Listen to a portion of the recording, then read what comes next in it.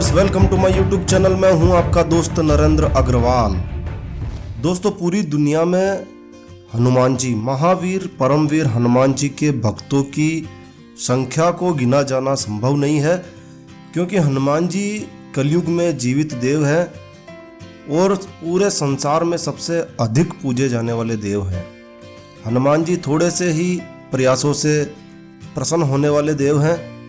जैसा कि आप सभी लोग जानते हैं, हनुमान जी के असंख्य भक्त हैं, लेकिन बहुत कम लोग ही ये जानते हैं कि हनुमान जी का विवाह भी हुआ था। जी हाँ दोस्तों, यह सच है। महावीर हनुमान जी, जो कि बाल ब्रह्मचारी माने जाते हैं, उनका विवाह भी हुआ था और उनके एक पुत्र भी था। लेकिन दोस्तों, इस विवाह में और इस पुत्र में आपस में कोई संबंध नहीं है। हनुमान जी का विवाह एक अलग परिस्थिति और पुत्र होना एक अलग परिस्थिति की घटना है। दोनों ही घटनाएं अलग अलग है। तो आज इस वीडियो में हम आपको बताएंगे कि हनुमान जी का विवाह किन परिस्थितियों में हुआ और हनुमान जी के पुत्र जन्म का रहस्य क्या है, यह भी आपको इस वीडियो में बताया जाएगा। विवाहित और पिता बनने के बाद भी हनुमान जी ब्रह्मचारी ही माने जाते हैं। इसके पीछे का रहस्य भी आपको इस वीडियो में हम बताने जा रहे हैं। तो यदि आप सोच रहे हैं कि यह कैसे संभव है कि कोई व्यक्ति विवाहित भी हो और ब्रह्मचारी भी हो और उसके पुत्र भी हो जाए, तो इस वीडियो में आपको सारी जानकारी शेयर की जा रही है। दोस्तों, ध्यान से इस वीडियो को देखिए और मेरी आपसे रिक्वेस्ट है, यह जानकारी, यह वीडियो आपको अच्छी लगी हो, यूज़फुल लगी हो, तो कृपया लाइक के बटन पर जरूर क्लिक कीजिए। और यदि आप हमारे इस चैनल के लिए नए हैं तो कृपया चैनल सब्सक्राइब कर लीजिए, क्योंकि इस चैनल पर हम लेकर आते हैं आपके लिए तरह तरह की धार्मिक जानकारियाँ, होम रेमेडीज, होम टिप्स और टेक्निकल नॉलेज। इसके अलावा मोटिवेशनल, प्रेरणादायक कहानियाँ और वीडियो भी इस चैनल पर आपके लिए लाए जाने का प्रयास किया जा रहा है। तो कृपया चैनल सब्सक्राइब कर लीजिए। तो आइए शुरू करते हैं। देखिए दोस्तों, हनुमान जी के विवाह के बारे में बताने से पहले आपको यह बता देते हैं कि हनुमान जी और उनकी पत्नी का एक मंदिर भी है, जो भारत में ही है। और ऐसी मान्यता है कि इस मंदिर में यदि कोई व्यक्ति जो पति पत्नी है और हनुमान जी और उनकी पत्नी के दर्शन करते हैं, उनका वैवाहिक जीवन सुखद और आपसी प्रेमपूर्ण हो जाता है। तो जो लोग अपने दाम्पत्य जीवन से प्रसन्न नहीं हैं, जिनके दाम्पत्य जीवन में रोजाना झगड़े होते हैं, उन्हें चाहिए कि हनुमान जी के इस मंदिर में जाकर एक बार हनुमान जी और उनकी पत्नी के जोड़े के साथ दर्शन अवश्य करने जाए। दोस्तों, पौराणिक कथाओं के अनुसार सूर्यदेव हनुमान जी के गुरु थे। हनुमान जी जब अपने गुरु सूर्यदेव से शिक्षा प्राप्त कर रहे थे, तब उसी दौरान सूर्यदेव ने एक दिन हनुमान जी के सामने यह शर्त रखी कि यदि तुम अब आगे की शिक्षा प्राप्त करना चाहते हो तो तुम्हारा विवाहित होना आवश्यक है, क्योंकि आगे की शिक्षा किसी अविवाहित व्यक्ति को नहीं दी जा सकती है। अब चूंकि हनुमान जी आजीवन ब्रह्मचारी रहने का प्रण ले चुके थे, तो हनुमान जी के लिए यह काफ़ी दुविधापूर्ण स्थिति उत्पन्न हो गई, क्योंकि हनुमान जी आधी शिक्षा छोड़कर जाना नहीं चाहते थे और बगैर उनके विवाह के सूर्यदेव ने उन्हें आगे की शिक्षा देने के लिए मना कर दिया।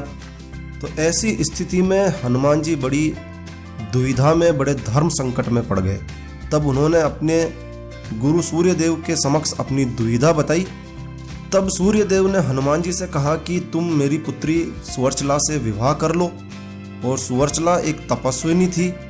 पिता की आज्ञा पाकर सुवर्चला ने हनुमान जी से विवाह करना स्वीकार कर लिया। चूँकि हनुमान जी को भी अपनी शिक्षा पूर्ण करनी थी, तो उन्होंने सुवर्चला से विवाह कर लिया।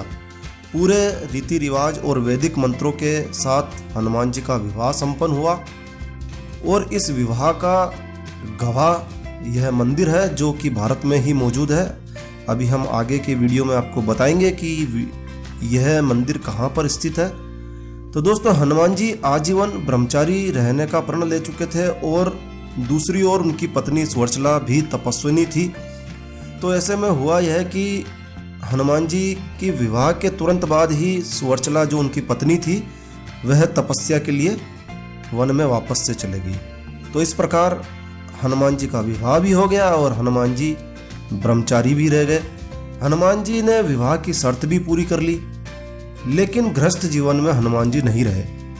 और इस प्रकार चूंकि हनुमान जी विवाहित हो चुके थे तो सूर्यदेव ने उनकी आगे की शिक्षा पूर्ण की।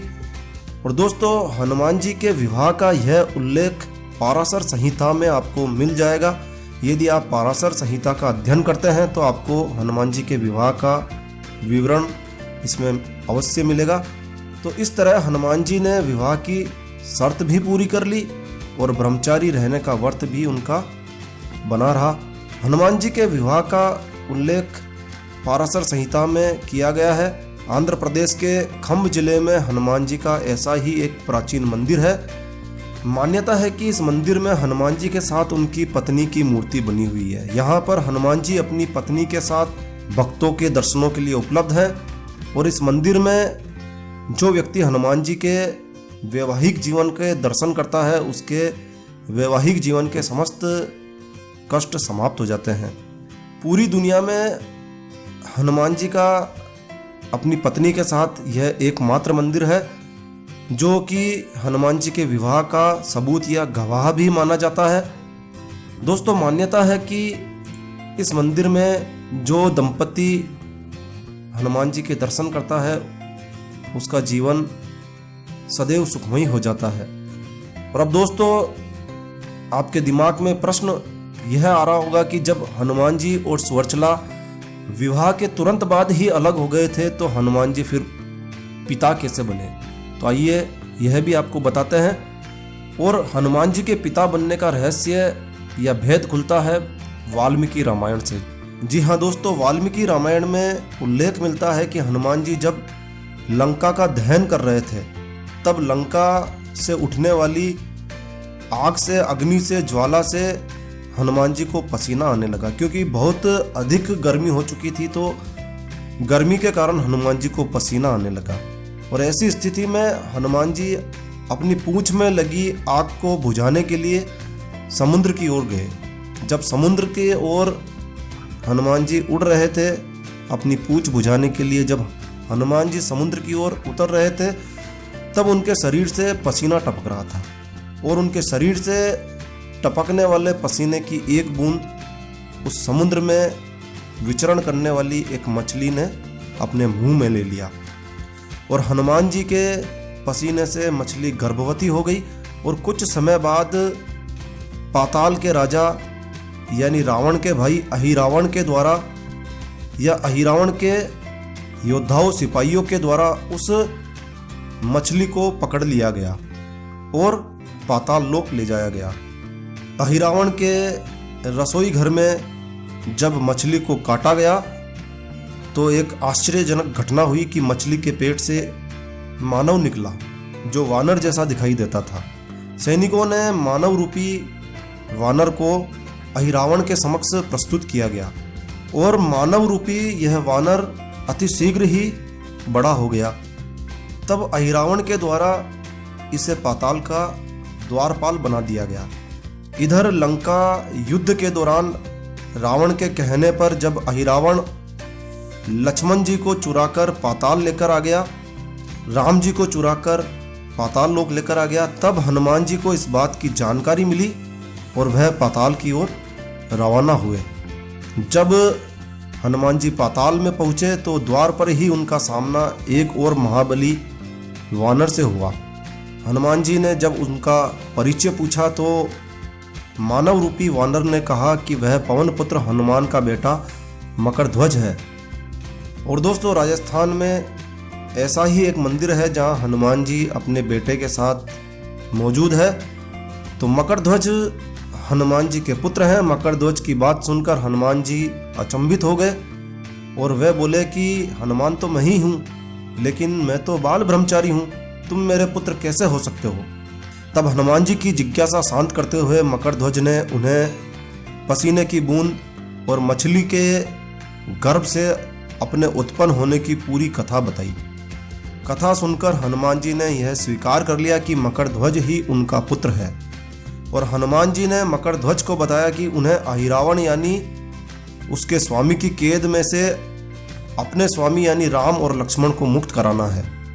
लेकिन चूंकि मकरध्वज का जन्म अहिरावण के महल में ही हुआ और मकरध्वज अहिरावण का पक्का भक्त था, स्वामी भक्त था, तब ऐसी स्थिति में उन्होंने कहा कि जिस प्रकार आप अपने स्वामी की सेवा कर रहे हैं, ठीक उसी प्रकार मैं अपने स्वामी की सेवा में हूँ और मैं आपका ही पुत्र हूँ, इसलिए मैं अपनी स्वामी की भक्ति में आपको दखल नहीं डालने दूंगा, विघ्न नहीं डालने दूंगा। इसलिए हे पिताश्री, मैं आपको इस नगर में प्रवेश नहीं करने दूंगा। हनुमान जी के काफ़ी समझाने के बाद भी जब मकरध्वज नहीं माना, तब हनुमान जी और मकरध्वज के बीच घमासान युद्ध हुआ और अंत में हनुमान जी ने मकरध्वज को अपनी पूंछ में बांध लिया और नगर में प्रवेश कर गए। अहिरावण को मारकर हनुमान जी ने मकरध्वज को भगवान श्री राम से मिलवाया और भगवान श्री राम ने मकरध्वज को पाताल का राजा बना दिया। तो दोस्तों, इस प्रकार हनुमान जी का विवाह भी हुआ, हनुमान जी के पुत्र भी हुआ और वह बाल ब्रह्मचारी भी रहे। तो दोस्तों, यह थी हनुमान जी के विवाह की, उनके पिता बनने की पौराणिक कथा के आधार पर आपको शेयर की गई जानकारी। तो दोस्तों, यह जानकारी, यह वीडियो आपको अच्छा लगा हो, यूज़फुल लगा हो तो कृपया लाइक के बटन पर जरूर क्लिक कीजिए और यदि आपने हमारा यह चैनल सब्सक्राइब नहीं किया है तो कृपया चैनल सब्सक्राइब कर लीजिए। एक नया वीडियो, एक नई जानकारी लेकर मैं आपका दोस्त नरेंद्र अग्रवाल फिर मिलूंगा। तब तक के लिए stay healthy, stay happy. Thank you for watching my video. जय श्री राम, जय हनुमान।